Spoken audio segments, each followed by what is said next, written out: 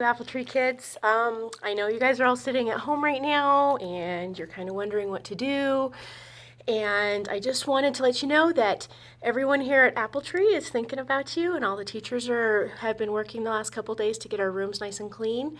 And today we were supposed to have chapel, and tomorrow we're supposed to have chapel. So I wanted to read our chapel story to you, and then I'm going to email your parents a packet of activities that you can do at home that have to do with our chapel story.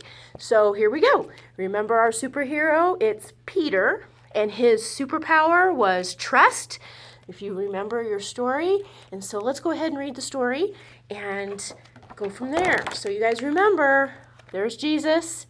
There's his disciples in the boat. Remember, his disciples are his friends. And Jesus told all of his disciples to go ahead and get in the boat, and he would meet them on the other side of the lake. And then while they were in the boat, Jesus stayed behind. He wanted to go alone into the hills to pray. So here's Jesus. He's praying, and all of his disciples are in the boat. And some of my friends might remember what happens next. By this time, the disciples were far away. They were in the middle of the lake, and you can see them out there in the middle of the lake. And then the boat they were in started having trouble. And look at that. You can see Mr. Wind. He's blowing right there. They started having trouble, and there started being wind and waves.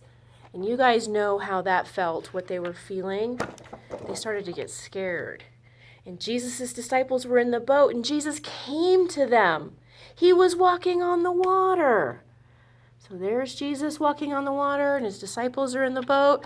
And you guys know what happens next, right? His disciples were scared.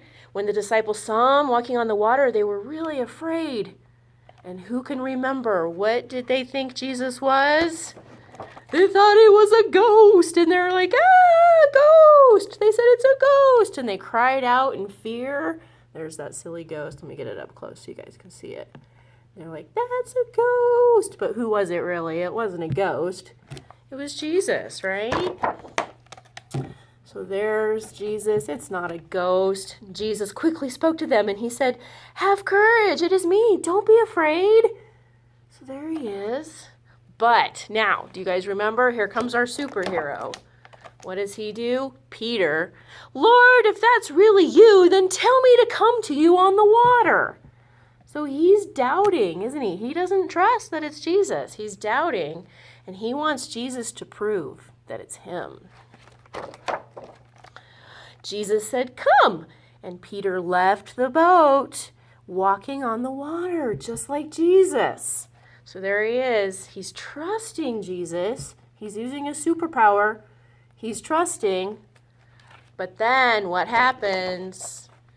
But when Peter saw the wind and the waves, he began to become afraid, and he began to sink. Uh-oh. There he is down there. He's under the water.